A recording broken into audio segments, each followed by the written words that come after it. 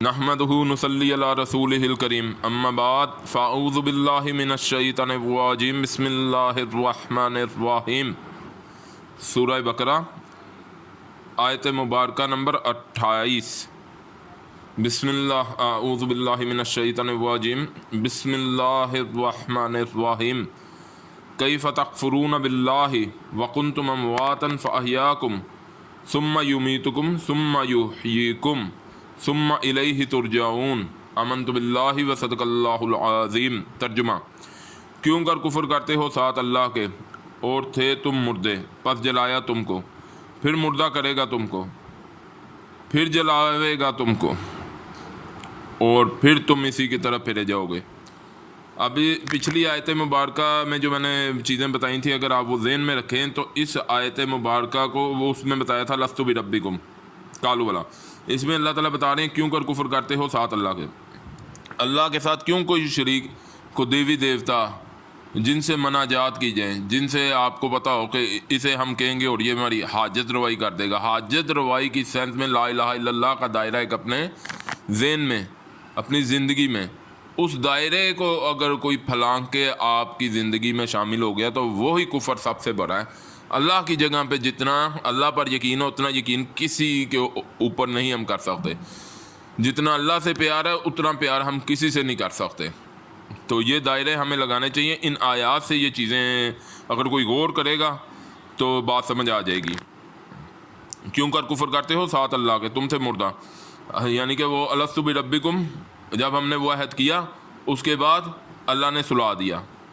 مردے کا لفظ یہاں جو استعمال کیا جا رہا ہے، اگر آپ غور کریں تو انسان وہ پہلی موت سے اٹھ کے اس دنیا میں آیا، اس کے بعد یہ دنیا میں پھر اسے موت آنی ہے، پھر اس کے بعد اللہ روز حشر اور عالم برزخ پہلے، پھر روز حشر، پہلے عالم ارواح، عالم ارواح سے دنیا میں داخل ہوئے، دنیا سے ہم جائیں گے، موت آ گئی، وقفہ ہو گیا، اور وہاں سے جائیں گے قبر میں، عالم برزخ شروع ہو جائے گی، وہاں سے برزخ ختم ہوگی تو پھر جنت یا جہنم جو لوگ پانے کے لیے اکٹھے ہوں گے، اللہ اپنی رحمت سے ہمیں اپنی رحمتوں سے جنت عطا فرمائے، تو وہ روز حشر کا دن ہوگا۔ تو وہاں تک جانے کے لیے اللہ یہ جو مرحلے بیان کر رہے ہیں، اگر اس میں ایک نقطہ ایڈ کرنا چاہتا ہوں کہ اگر آپ ہندوؤں کو آپ دیکھیں، ان کے دین میں کئی ایسی چیزیں ہیں، اگر آپ غور کریں تو دین اسلام کا آپ کے اوپر دین حق ہونا ثابت ہو جائے گا۔ وہ کیسے؟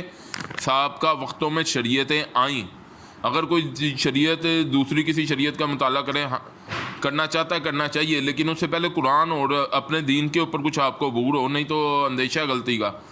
تو یہ ہے کہ ایک نقطہ یہاں جو میں ریز کرنا چاہتا ہوں کہ ان ہندوؤں میں ایک بہت زیادہ وہ چیز کو جو ہے بتاتے ہیں، اسے بڑھاتے ہیں، جنمان کی باتیں، یہ زندگی یہ نہیں ہے۔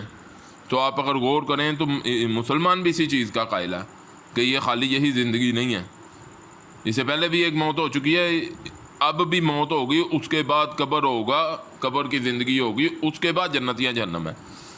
تو لیکن وہ جو ان کے پیغمبروں کے بعد نامعلوم، اب یہ تو نہیں ہم سے اتنا، کیونکہ ہندوازم کا ہمیں پتہ نہیں کہ وہ کون سا دین ہے۔ توریت اور انجیل کا چونکہ قرآن مجید میں ذکر ہے، اسی لیے ہم اس کے بارے میں تو شعور ہیں کہ وہ انبیاء کرام علیہ السلام کی کتابیں ہیں، توریت، زبور، انجیل اور قرآن مجید۔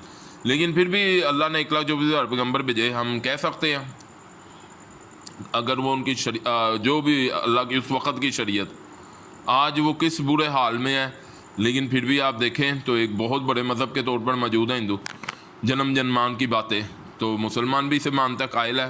لیکن جو مجھے سمجھ آتی ہے غلطی کیا ہوئی کہ وقت کے گزرنے کے ساتھ انہوں نے رسول جو بھی بعد میں آئے ہوں گے انہوں نے تشریح کی اور انہوں نے جو غلطیاں کی اسے سدھارا، لیکن وہ ہندوؤں نے نہیں مانا، یا آج بھی وہ اپنی انہی غلطیوں پر قائم ہے کہ مرنے کے بعد اس دنیا میں پیدا ہو جائیں گے۔ نہیں، مرنے کے بعد اگلی سٹیجز شروع ہوتی ہیں اس دنیا میں۔ عالم الست، اگر کوئی عالم الست کو یاد کرے، عالم ارواح کو یاد کرے تو وہ اسے یاد آ رہا ہے، نہیں آ رہا، وہ تو روح کی اونچائی کے ذریعے کوئی سمجھ سکتا ہے یا پا سکتا ہے۔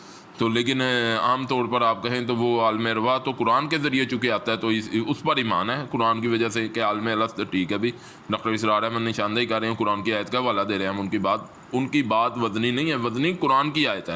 جس کا وہ حوالہ دے رہے ہیں۔ اور کسی بھی دین یا کوئی بھی سمجھانے والی بات کسی بھی مذہب کی ہو، اس کا وزن ہم سمجھنے کے لیے اشارے لیتے ہیں، مانتے ہم قرآن کو ہی ہیں۔ تو چونکہ قرآن میں آ رہا ہے، سابقہ دور میں فلسفہ انبیاء کرام علیہ السلام نے دیا ہو موت کا، لیکن انہوں نے آج انہیں کیا غلط فہمی ہوگی ہے، اسی دنیا میں دوبارہ آئیں گے۔ جیسے اس کی دوسری ایک مثال یہاں بتا دیتا ہوں، اکثر میں بتاتا ہوتا ہوں، عقدۃ النکاح، نکاح کی گرہ، اسے آپ نے دیکھنا، آج بھی آپ ہندوؤں کو دیکھ لیں، مرد اور عورت جب ان کی شادی کرا رہے ہوتے ہیں، پھیرے کراتے ہیں، جو بھی انہوں نے اپنی رسومات رکھی ہیں، اس میں گرہ لگاتے ہیں۔ ہمارے یہاں گرہ کیا ہے؟ کول و قرار، ایجاب و قبول، اس کے ذریعے مرد اور عورت کے درمیان نکاح کی گرہ لگ جاتی ہے۔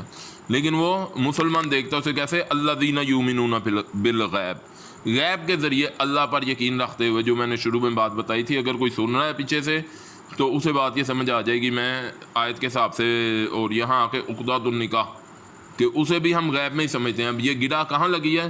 ہمارا ایمان ہے، مرد اور عورت کے درمیان گرہ لگ گئی ہے نکاح کے ذریعے، لیکن وہ لگی کہاں ہے؟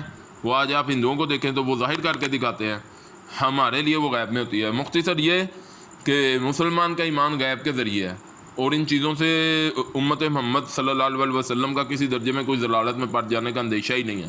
دین محمد اس طرح کا صاف اور ستھرا بن کے ہمیں اللہ کی رحمت سے ملا ہے۔ بہرحال یہ مقام ہے وہ، اور اس آیت مبارکہ پہ یہ رکوع مبارک جو ہے، بس ایک رہے گی یہ آیت، اللہ تعالیٰ ہمیں توفیق دیں تو انشاءاللہ آگے اس پہ جا کے اگلی آیت پہ باقی انشاءاللہ تعالیٰ بات کرتے ہیں۔ وآخر دعوانا الحمدللہ۔